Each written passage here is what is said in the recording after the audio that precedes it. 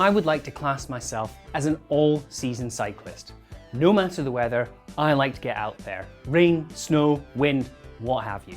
And through that experience, I've managed to weed out the good kit from the bad. And along the way, I've also picked up a few hacks which will make your winter riding that little bit more pleasant. Today, I'm going to talk you through my top 5 winter hacks. They'll either cost you nothing or very little. Now, we've done similar videos to this in the past, but we've tended to focus more on products in these. Today, we are going to focus on tips and tricks, hacks, for lack of a better word. And if you want to see more content like this, of course, don't forget to like, subscribe, and tickle that little bell icon. So every time we upload a video like this, you'll get a notification. Number 1, stop being such a fashion victim. Mudguards are not a crime. Now, I've lost count of the number of videos I have harped on about this, but a proper set of full cover mudguards that are properly fitted will keep you and your bike dry. Keeping you dry will keep you warmer and will make days out in the winter far less unpleasant.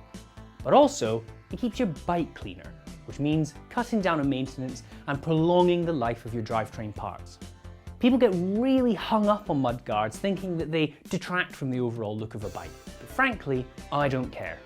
I would rather be dry, warm, and comfortable, which means I'm going to get out there and ride my bike in all weathers. And that, at the end of the day, is what it's all about. I also think that if they're fitted to the right bike, for example, my All City Mr. Pink, one of my all-time favourite bikes, I think the mudguards complement the bike. We have a full list, a full buyer's guide in fact, for mudguards on BikeRadar.com, and check that out in the link in the video description. But as a brief summary, one of the things we absolutely recommend is always going for full cover mudguards.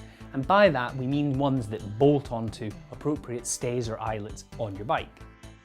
In my experience, spending that little bit more on a proper set of alloy mudguards not only looks cooler, but they tend to last longer as well. If your bike doesn't have mudguard eyelets, something like the Crud Roadracer MK3, as reviewed by our video manager Felix, is a really good halfway house, though they are a bit more of a fiddle to set up. Finally, if you want to take your mudguard game to the next level, do not be afraid to add a dorky mud flap. I made mine out of a fork crown mudguard, as you would find on a mountain bike, and just chopped it up to suit my Velo Orange mudguards.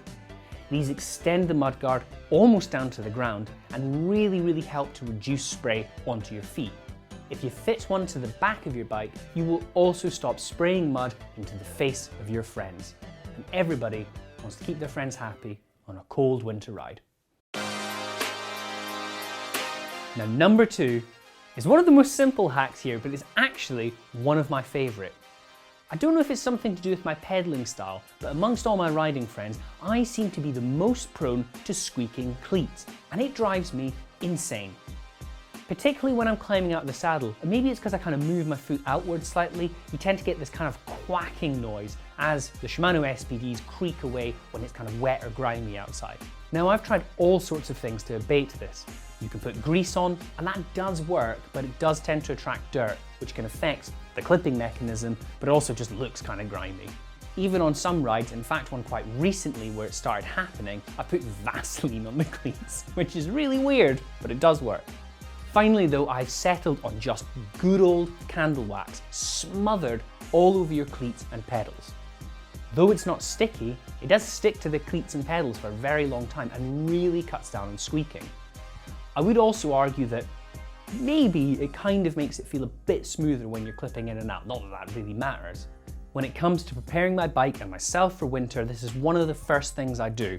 Pick up a candle, cover your cleats in the stuff, you will not regret it.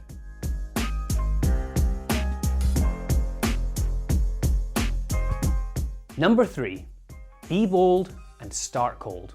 I am a very sweaty young Scotsman, and no matter the conditions, I will start my ride and within 5 minutes, I end up drenched in sweat. If you are comfortable before you start the ride, you are overdressed. And making sure that you're wearing layers that you can remove throughout the ride is key. So for example, if I'm in a kind of midway point between conditions where it's not quite cold enough for tights, but it's also not warm enough to go for shorts, I'll always go for leg warmers because it means that down the line I can remove them. Likewise, I'll typically opt for a sleeveless summer base layer and just add an external layer, because it means that if I get too hot, well, I can take it off. Also, with a summer sleeveless base layer, though this one is mesh, my typical favourites are more like a string vest, and they make it really easy to dump heat quickly, because bear in mind, it doesn't matter how dry you stay on the outside, if you're boiling in the bag on the inside, you are going to get cold. I'm going to explain this in quite a basic way, but if you're getting wet beneath your layers, your body heat will only work to heat up that moisture and basically make it evaporate from you, which is going to make you cold. If you can stay nice and dry beneath your layers, you're already off to a good start. Now, of course, there's not a catch-all solution for everyone, but for me, typically in winter, I will go with a summer base layer, a kind of thicker, wintry jacket, fleece kind of thing, something like a Rafa winter classic jacket, paired with an insulated gilet, which will keep me nice and warm when I stop, but I can also unzip it to dump heat, and then packed with a waterproof jacket in my jersey pocket. I try to keep the jacket off to the very last minute because if I'm warm enough, any light rain will essentially evaporate from you, but if you put the jacket on, you're trapping in that moisture and that heat. In summary, I think I would just stress, don't be afraid to underdress. In my opinion, it's better to be a bit cold at the start because you are inevitably going to warm up once you start off.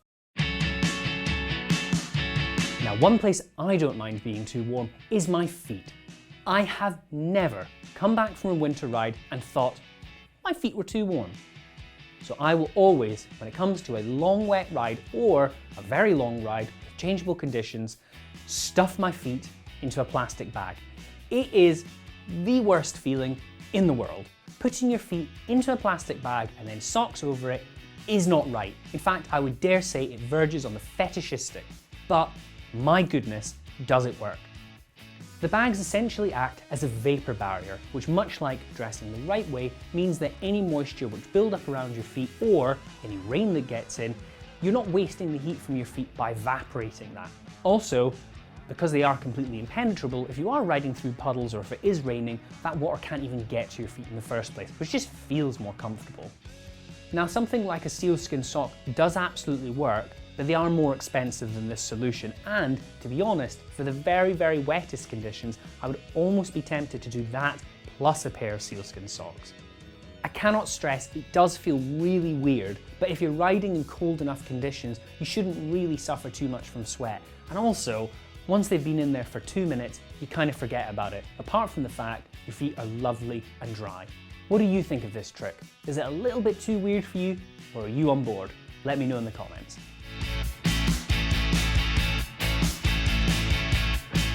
Now, if you watch this channel often, you may have seen a couple months ago I talked about the Albion Burner in a previous edition of Tech of the Month.